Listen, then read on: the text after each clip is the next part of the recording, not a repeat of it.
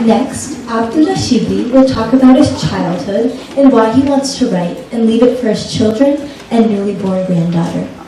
This next piece is titled, What I Want to Tell Shaki, Naughty, and Mira.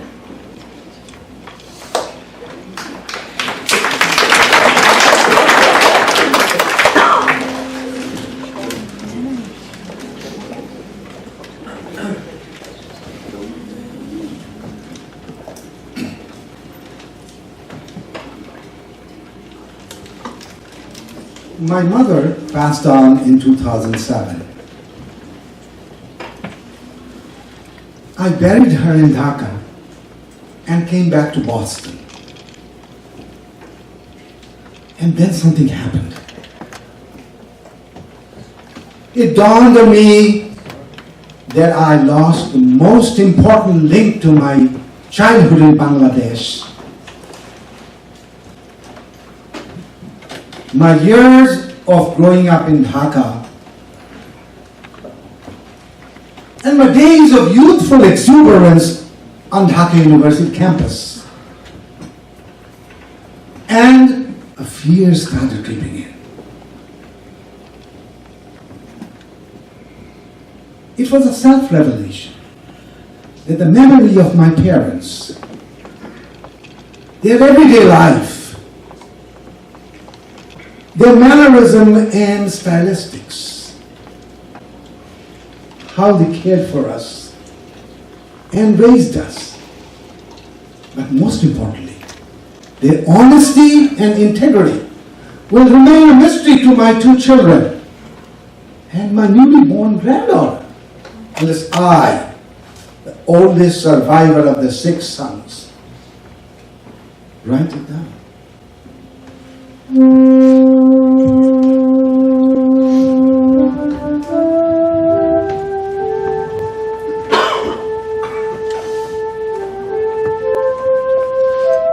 Let me tell you a little bit about myself.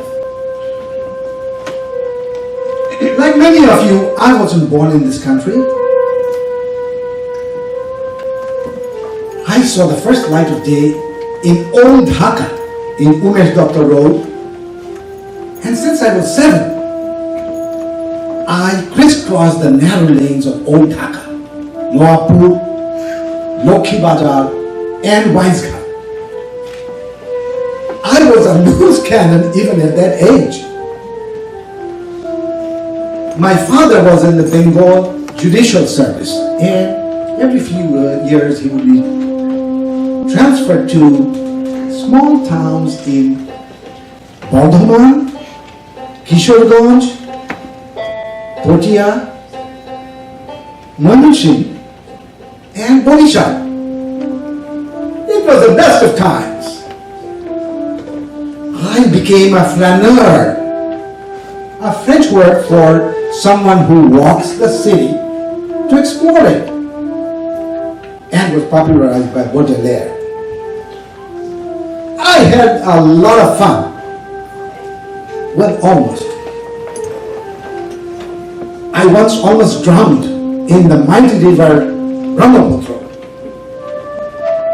which in winter you can walk across. And that's what I tried to do as a 10-year-old and got stuck in the quicksand. In Borisha, which some of you might know, there's a mighty river, Kirtan Khola. The other side of the river was known as Kawarchor. And to a 10-year-old, that was a big attraction. It beckoned me. So one afternoon, my mother was taking a nap, and some of us got together in front of classmate Shajal's house and walked towards the river. I don't know how many of my team knew how to swim, but I did not. But the strength of the team gave me a lot of courage. And while I was scared a little bit on the first crossing, the boatman steered with a steady hand, and I soon overcame the fear. When we got on the other side, I couldn't believe it. We crossed the mighty river Kitankola and started walking to see what was down the road and soon discovered that cow was chore. The chore means a sandy patch. Even though it was called a chore, it was not really a chore. It was a fully settled farmland. And for a 10-year-old, that was a big discovery. Well, I shared some of these stories with my son Shakir and my daughter Nasheen in casual conversations. I don't think they will remember much of that. So when I came to Boston, I met new people and had my wife with me, and I shared these stories with them in my living room in Boston, Easton, Medford, Cambridge. These were stories from my childhood, my years with my father and mother, the magical life we led in Dhaka University, and of course, my escapades or pongtani. These were personal stories, but my friends liked them. And a favorite one for them was one involving a Dhaka rickshaw. One morning, I was the official driver of the family. I was driving my father to the Bangladesh Supreme Court in a car that had an official flag. And as I turned the corner, our rickshaw pulled right in front of me. And I know I had the right of way. So I braked hard and slowed down, rolled down the driver's side window and asked the rickshaw, "Oh yeah, तुम देखे चलाना क्या?"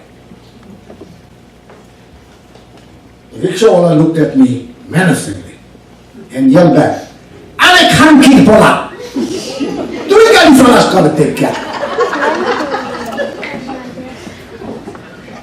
If my father wasn't on his way to the court, and I was hoping he didn't understand what he was saying, I would have got out and defend the honor of my mother after a one-on-one. But I overcame the urge because he was on his way to the court, and I remembered the famous saying, "He who flees the battlefield lives to fight another day." After sharing these and many stories many times, my friends encouraged me to write. But me, as a writer, I didn't think that was in my stars. Let me back up a little and share with you some of the odds that I faced. I studied in Bangladesh, and I was a Bengali medium student. For my university studies, I studied economics and mathematics. And when I came here, that's all I did. I never wrote anything beyond short answers to problems on economics and statistical models. Some of you might say, "Well, didn't you write a long dissertation for your PhD?" Yes, but let me tell you a secret. I struggled for many years with my dissertation. My wife, Rumi, she was very sympathetic to my plight. And one day, she came to me with Shakir balanced on one hip and Nasheen on the other. And approached my dad and said, "Do you know what a dissertation is?" I would have replied, "If I did know, I would have produced one by now."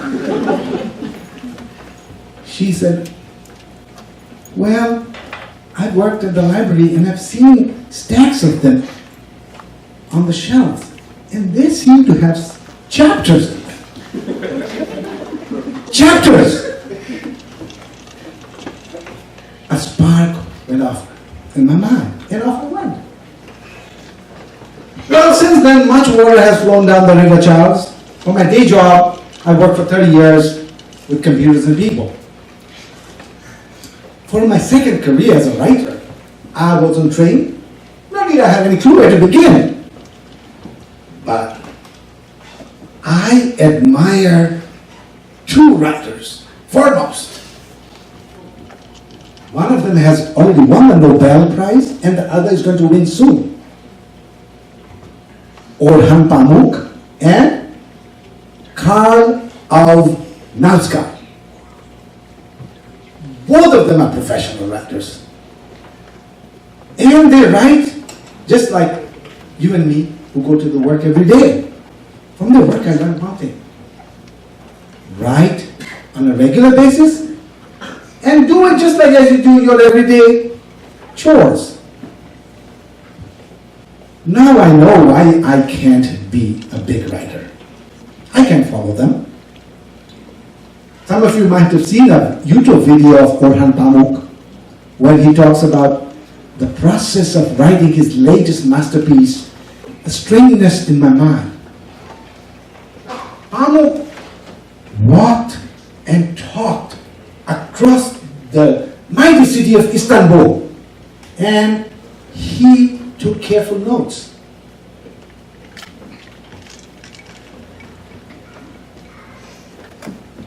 One morning, it was a Saturday, and I was driving to my second job. On NPR's Morning Edition, Scott Simon was interviewing a writer, Susan Spencer Wendell, who recently wrote a book, Until I Say Goodbye. When Scott asked Susan, why did she write the book? She said, first and foremost, for my family to have, and to jog the memory when I'm gone. As I was driving that morning, the idea of writing hit me again. This time, I knew what I wanted to write about and why. I wanted to write about my parents, about my country, and most importantly, about the culture there. Because my two children, well, they saw my father and my mother.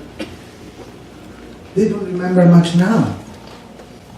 And if I don't write it down, the oral history will be gone for them and their 9 cousins.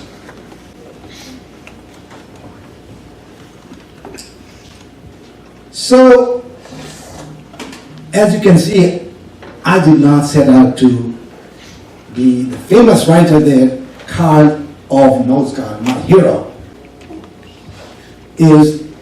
and to be famous and rich. I started moonlighting as a writer for existential reasons.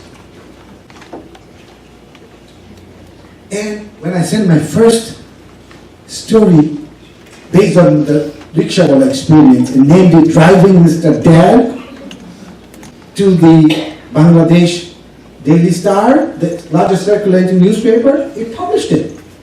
And soon I became a columnist for them and got a few books published.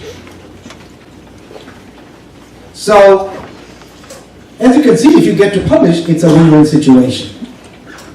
You share with your readers now and have something left over for your grandchildren.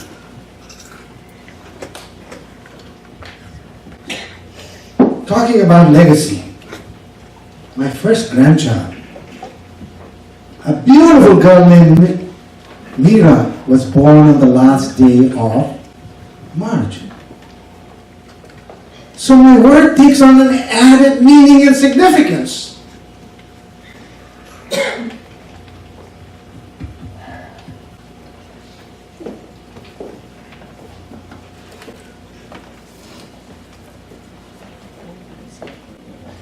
I know Mira will not know much of her grandpa or her great-grandparents unless I leave some notes for her. I know Mira might not like my writing style or fault my English, but I will do one thing for sure. When Mira is old enough to read, I will leave my work